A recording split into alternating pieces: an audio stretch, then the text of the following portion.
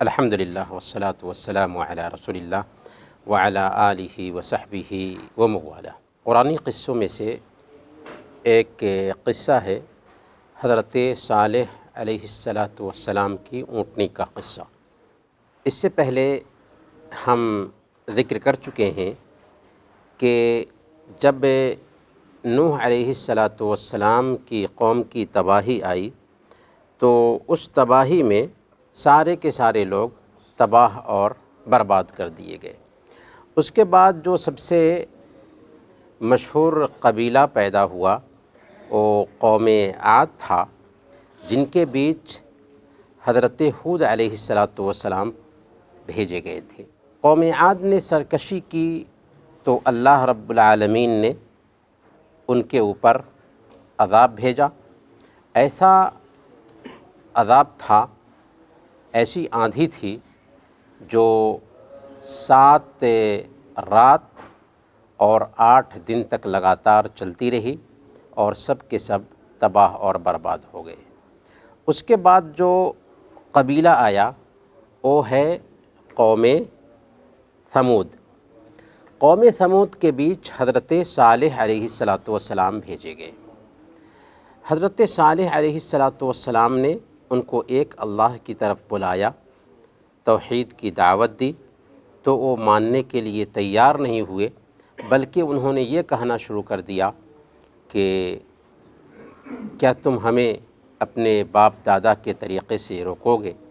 بلکہ حضرت صالح علیہ السلام کو جادوگر کہنے لگے، پاگل کہنے لگے، اور یہاں تک کہ جرأت کی کہ کہا کہ سارے پرابلم کی جڑ آپ ہی ہیں، آپ ہی کی وجہ سے ہمارے اوپر مصیبتیں آتی ہیں، یعنی برا فال لینے لگے حضرت صالح علیہ السلام سے۔ اور اس کے ساتھ ساتھ انہوں نے یہ بھی کہا کہ اگر واقعی آپ سچے نبی ہیں تو سامنے میں یہ چٹان ہے، ہم سب کے سامنے میں یہ چٹان پھٹ جائے، اس چٹان میں سے 10 مہینے کی ایک گابھن اونٹنی نکلے اور ہم سب اس کو دیکھ رہے ہوں۔ حضرت صالح علیہ السلام نبی تھے اور نبی کو بھی یہ اختیار نہیں ہوتا ہے کہ اپنے من سے معجزہ ظاہر کرے۔ چنانچہ حضرت صالح علیہ السلام نے نماز پڑھی، اللہ سے دعا کیا، اور چونکہ ان کے اسلام لانے کی امید تھی اس لیے انہوں نے اللہ رب العالمین سے گزارش کی کہ یہ اونٹنی ظاہر کر دے۔ چنانچہ اللہ رب العالمین نے ان کے لیے واقعی ویسے ہی اونٹنی ظاہر کیا، اور پھر اس اونٹنی نے ان کے سامنے میں بچہ دیا جس کا دودھ وہ پیتے تھے۔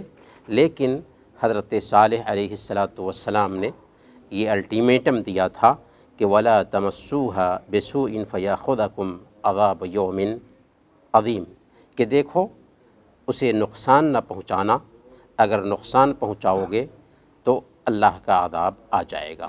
لیکن ہوا وہی جس کا ڈر تھا۔ یہ لوگ اونٹنی کا دودھ پیتے تھے اور اونٹنی بہت ہی لمبی تھی، طاقتور تھی، چنانچہ وہ جب پانی پینے کے لیے جاتی تھی تو سارا پانی پی جاتی تھی۔ تو اس لیے طے یہ کیا گیا تھا کہ ایک دن یہ اونٹنی پانی پیے گی اور ایک دن تمہارے جانور پانی پئیں گے۔ لیکن فسادیوں نے، جو 9 آدمی تھے، ان سب نے مل کر کے اس اونٹنی کو مارنے کی پلاننگ کر لی۔ چنانچہ یہ سب کے سب گھات میں لگے ہوئے تھے۔ 9 آدمی تھے جو اس اونٹنی کو مارنا چاہتے تھے۔ چنانچہ جب اونٹنی پانی پی کر کے نکل رہی تھی، جا رہی تھی، تو اسی بیچ میں اونٹنی پر ان فسادیوں نے حملہ کیا اور اونٹنی کو مار دیا۔ یہ دراصل ان کے لیے الٹیمیٹم تھا۔ چنانچہ اللہ رب العالمین نے حکم دیا تمتعوا فی دارکم 3 ایام، کہ اپنے گھروں میں 3 دن تک فائدہ اٹھاتے رہو، بس 3 دن کی مہلت دی جاتی ہے، 3 دن کے بعد عذاب آ جائے گا۔ انہوں نے یہاں تک جرأت کر لی تھی کہ ایک تو ہم نے اونٹنی کو مار دیا ہے، پھر ہم صالح علیہ السلام کے گھر پر رات میں حملہ کریں گے، انہیں بھی قتل کر دیں گے، ان کے گھر والوں کے ساتھ ان کو دنیا سے ختم کر دیں گے اور سارا قصہ تمام ہو جائے گا۔ سب سے پہلے یہ جو پلاننگ کرنے والے تھے ان پر اللہ تعالیٰ نے پتھر کی بارش برسائی اور سب کے سب تباہ ہو گئے۔ اس کے بعد جب 3 دن کی جو مہلت دی گئی تھی تو اس میں سے پہلے دن ان سب کے چہرے بالکل لال ہو گئے، دوسرے دن ان کے چہرے بالکل زرد ہو گئے اور تیسرے دن ان کے چہرے بالکل کالے ہو گئے۔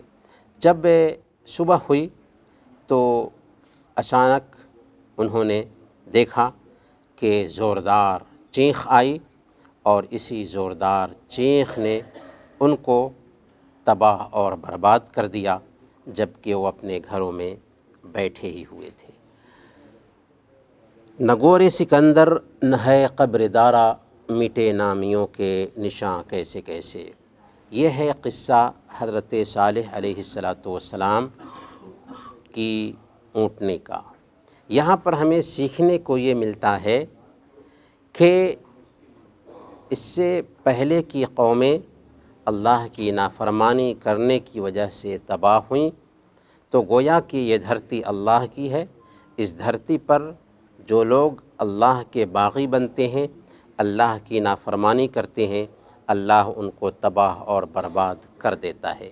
اور پوری تاریخ گواہ ہے کہ کیسے قومیں تباہ ہوئیں، لیکن ہم چونکہ امت محمدیہ میں ہیں اور اللہ کا کرم ہے کہ امت محمدیہ کو پورے طور پر تباہ اور برباد نہیں کیا جائے گا، لیکن آفتیں آئیں گی، مصیبتیں آئیں گی، مصیبتیں آتی بھی ہیں لیکن ہمیں ان کا شعور نہیں ہوتا۔